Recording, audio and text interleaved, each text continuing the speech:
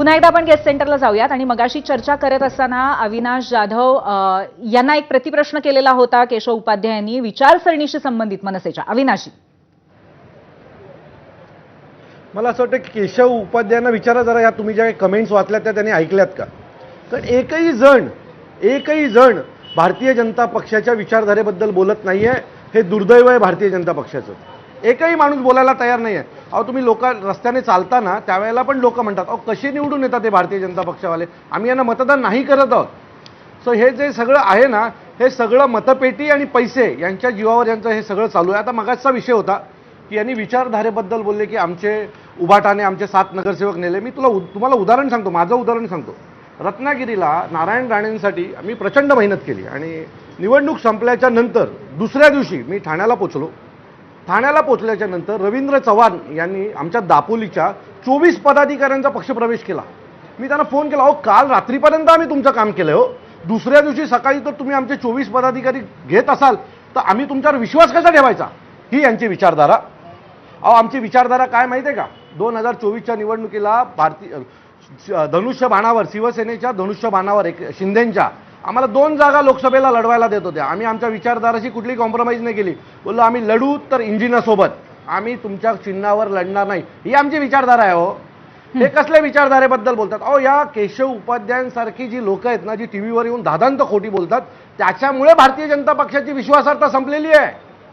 खरं तर केशव उपाध्यायांना टीव्हीवर पाठवणं बंद केलं पाहिजे, कारण ते जेवढं खोटं बोलतात हे लोकांना कळतंय. ज्या वेळेला टीव्हीवर लोक बोलतात, हा माणूस खोटं बोलतोय असं अनेक लोक म्हणतात. सो माझं असं मत आहे की आमची विचारधारा ही मजबूत आहे, मराठीच्या पाठीशी आहे. आम्हाला जर विचारधारेबरोबर कॉम्प्रोमाइज करायचं असतं ना, आता मराठीच्या मुद्द्यावर केव्हाच कॉम्प्रोमाइज केलं असतं. नक्कीच. केशवजी काय म्हणाले याबद्दल? तुमच्यासारखे अजित पवारांना बाजूला घेऊन बसलो नाही. अविनाशी आपण केशवजींना वेळ देऊया. अविनाशजी पुन्हा येते तुमच्याकडे. घेऊन बसला, ही तुमची विचारधारा. केशवजी बोला. काय चाललंय?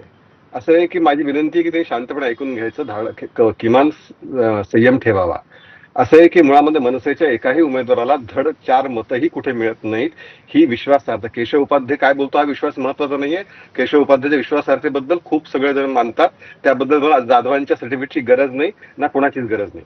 आणि मुळामध्ये असं आहे की विचार त्यांनी मनसेचा करावा, त्यांना स्वतःचा करावा. काय ते किती मतं त्यांना मिळतात, काय मिळतात वर्षानुवर्ष हे करून, आणि विश्वासार्हता एक सातत्याने. एक मिनिट, काय चाललंय? ही पद्धत आहे का? मला सांग. अविनाशजी आणि केशवजी, मला एक तर तुम्हाला दोघांनाही विनंती करायची आहे, कारण व्यक्तिगत पातळीवरती टीका टिप्पणी करणं टाळूया. आपण पक्षाच्या विचारसरणीबद्दल बोलतोय आणि अविनाशजी कृपया आपण केशवजींना बोलू द्यावं. केशवजी आपण बोला.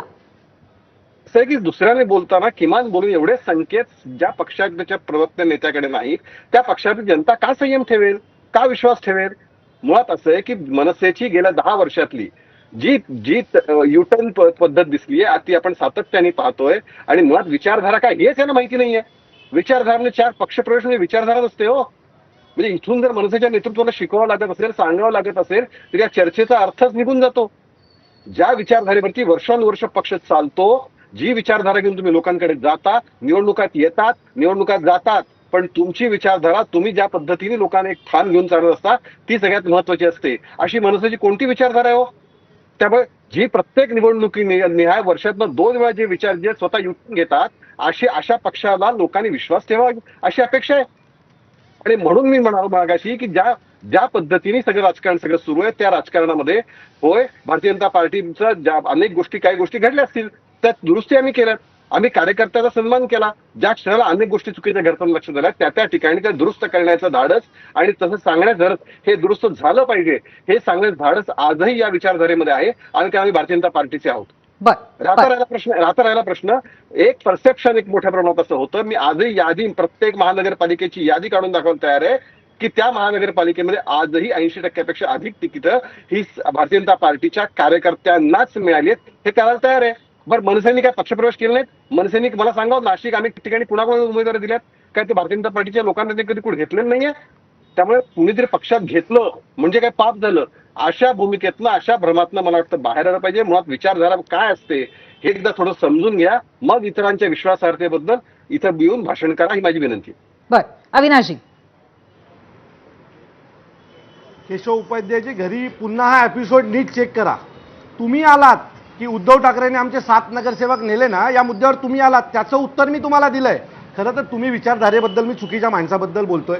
अहो तुम्हीच मला त्या मुद्द्यावर नेलं आणि तुम्हीच मला परत सांगताय जरा पुन्हा एकदा हा नीट एपिसोड पहा. हां, आणि 80% लोकांना तुम्ही तिकीट दिलं. अहो ठाण्यात 10 लोकांना तुम्ही नाही दिलेत. 80 लोक 40 पैकी जवळजवळ 30 उमेदवार तुमचे हे भारतीय राष्ट्रवादी काँग्रेस शिवसेना यांच्यातनं आलेले आहेत. कशाला खोटं बोलताय? मी तुम्हाला यादी वाचून दाखवू शकतो की 40 पैकी ठाण्यात तुम्ही 40 उमेदवार दिलेत, त्यातले 30 उमेदवार हे बाहेरनं आलेले आहेत.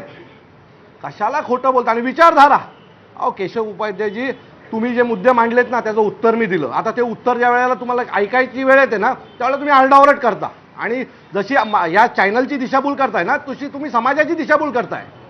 मूळ मुद्द्यावर ज्यावेळेला आम्ही हात घालतो ना त्यावेळेला तुम्हाला त्रास व्हायला लागतो. मी मूळ मुद्द्यावर हात घातला की तुमच्यावर का विश्वास ठेवू नये महाराष्ट्राने, हे विचारधाराचाच एक भाग आहे की जे गद्दारी करू शकतात, मदत करणाऱ्या बिनशर्त पाठिंबा देणाऱ्या पक्षाची त्यांची विचारधारा काय असेल. बर आता या मुद्द्यावर जर मी बोललो असेल तर तुम्हाला आमची विचारधारा काय आहे ती ऐकायची असेल तर अजून खोलात जाऊ शकतो मी आणि खोलात जाऊन बोलू शकतो. नॅशनल चॅनलला बसलो म्हणून बोलत नाहीये. बर, ठीक आहे. अविनाशजी, तुमचा मुद्दा कळलाय. केशवजी, अगदी थोडक्यात आरडाओरड करताय, कशाला करताय? मुळात असं आहे, आता बघा, मी आता पुन्हा असं आहे, माझं नाव घेतल्यानंतर मी बोलायला सुरुवात करतो. अगदी माझी अगदी विनंती आहे. दोन ओळीमध्ये मात्र.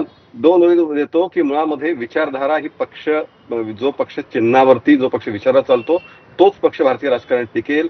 बाकी वर्षातनं 2 वेळा युटर्न घेणारे असंख्य पक्ष मनसुके महाराष्ट्रात त्या देशामध्ये ते अशाच पद्धतीने उड्या मारत राहतील आणि जनता त्यांना विश्वासार्हता देणार आणि वस्तुस्थिती. बर, ठीक आहे. तुम्ही दोघांनी तुमचे मुद्दे मांडलेले आहेत, परंतु प्रत्यक्षामध्ये मतदारांच्या दृष्टीने मात्र खूप मोठं डिस्टॉर्शन या निवडणुकीच्या निमित्ताने बघायला मिळतं. हे नक्की खरंय. धन्यवाद आज आपण इथे आलात आणि तुमची मतं मांडलीत त्याबद्दल. यानंतर